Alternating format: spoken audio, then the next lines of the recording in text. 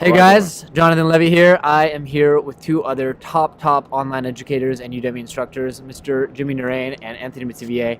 And we tried to think of a different way that we could reach our three audience with one message that's relevant to all the audiences. And we decided that we wanted to come up with a lecture for you guys on not memory and not confidence, but how to be memorable. How do you make sure that you're the memorable person that everyone meets at the party? And actually, we came up with this topic just like this randomly, walking around Tel Aviv, enjoying amazing views. By the way, I hope that you can see a little bit, but the quality is not the best. But the views are amazing. You have to trust our word on that. So we came up with this topic because we believe that this is the connection between things we teach on Udemy. I mean, those two guys, they teach about memory, about really developing that skill. And I teach mostly about social skills, so try to get it together and come up with something that's going to be useful for you guys. Both, yeah, from the confidence angle and from the what actually do people remember angle.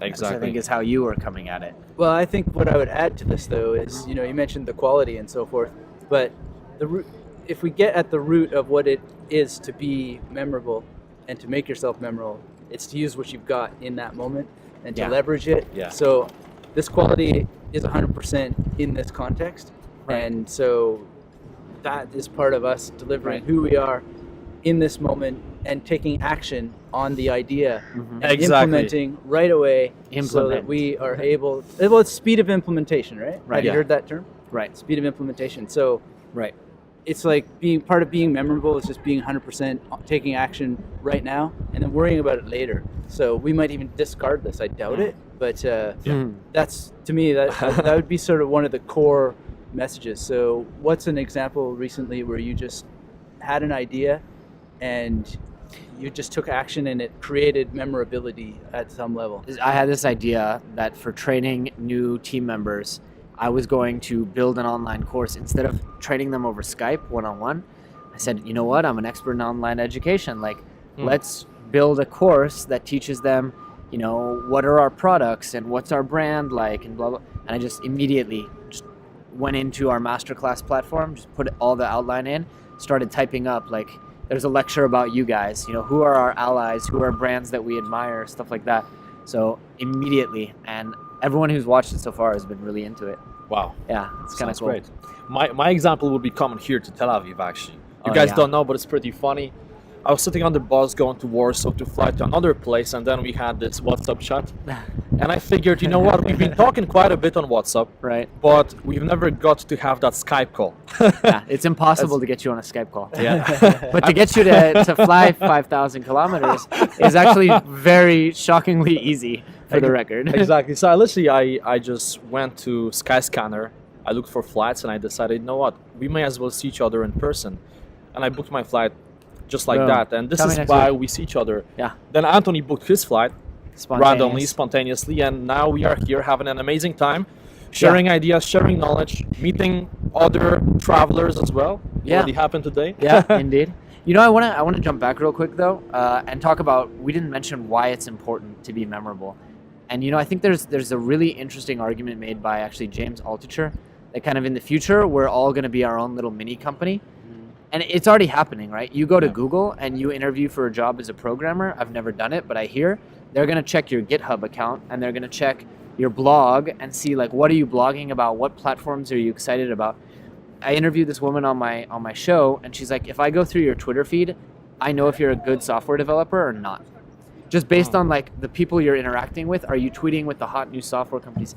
So every one of us, not just you or me or people who teach online, have podcasts, we're all going to be a brand at some level, and every brand needs to be memorable. I mean, if you don't remember what the Nike swoosh is, Nike doesn't get the sale. And the same goes for us. If you meet me at a conference and you don't remember who I am, you're not going to go online and buy my course or buy my book or share it with your friends. And I think it's important on every level, no matter what you're doing, to be cognizant of your brand, and then that's why it's important for that brand to be memorable.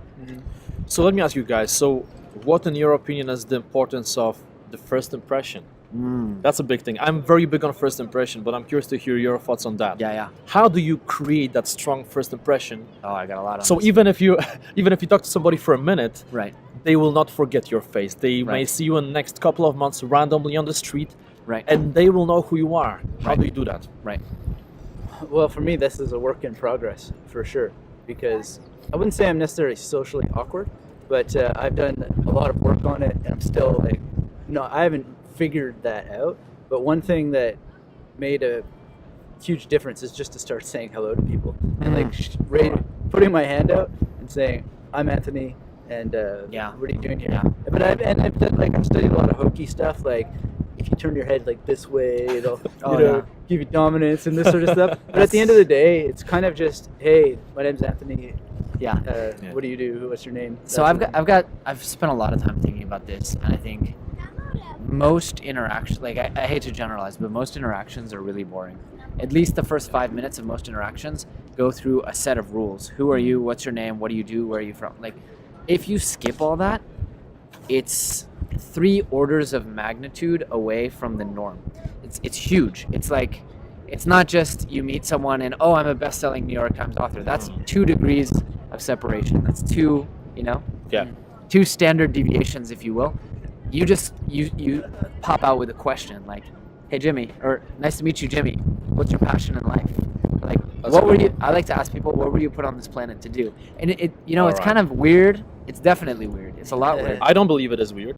But it gets people out of their things. Or sometimes I'll be like, "Nice to meet you, Jimmy. Tell me your life story in three words," and they're like, "What?"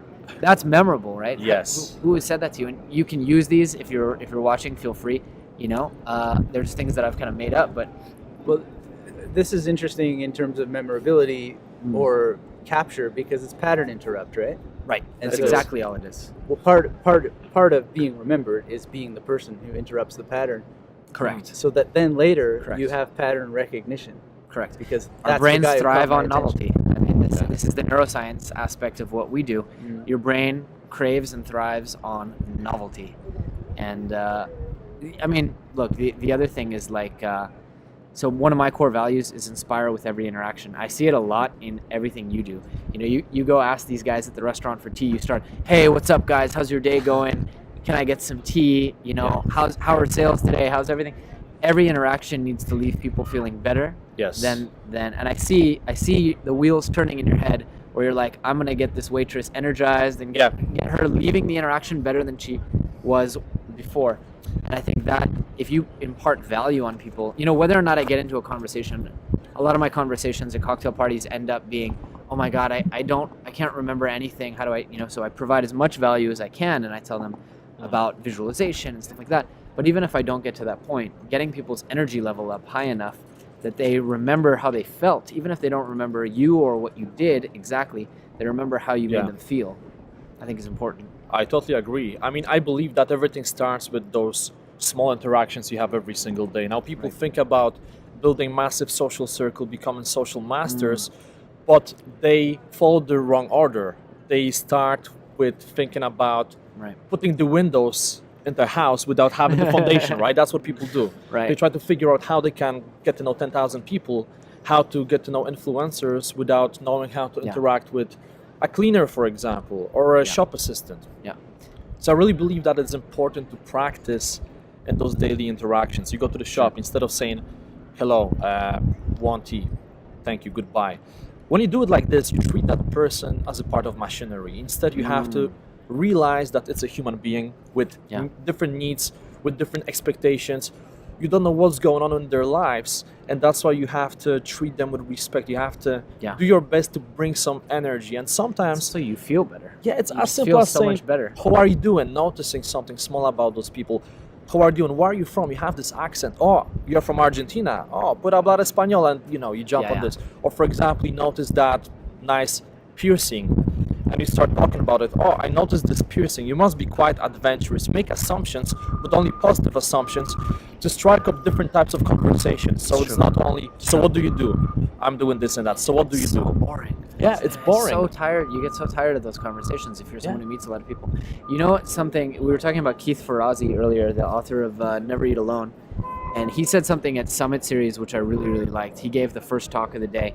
It was called "Friends, Not Contacts." It was like, while you're here at this conference, don't make contacts, make friends. And it's exactly what you said. Like, connect on a real level, Yeah. not that woman we just met at the port. She was like, nice to meet you. I teach at this university. Let me give you my email so that we're now contacts. But she wasn't really interested in being your friend yet. Yeah.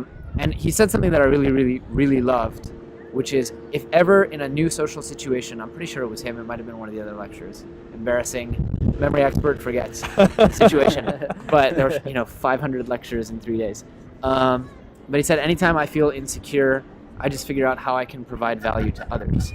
So that also might have been someone else on my podcast might have said the same thing. Probably now a couple that I of realize us. it. A couple of people have said this, but anytime you feel insecure, you're in a social situation, people are standing around, by the water cooler, just figure out a way to provide value to others and be of service. Yeah. Like, hey, do you know this guy over here? Or, hey, you see someone looking around, find that person and be like, hey, what are you looking for? Oh, the restroom. Oh, cool, it's over there. Suddenly you get this little dopamine fix of like, I was useful and I helped somebody, and it snowballs.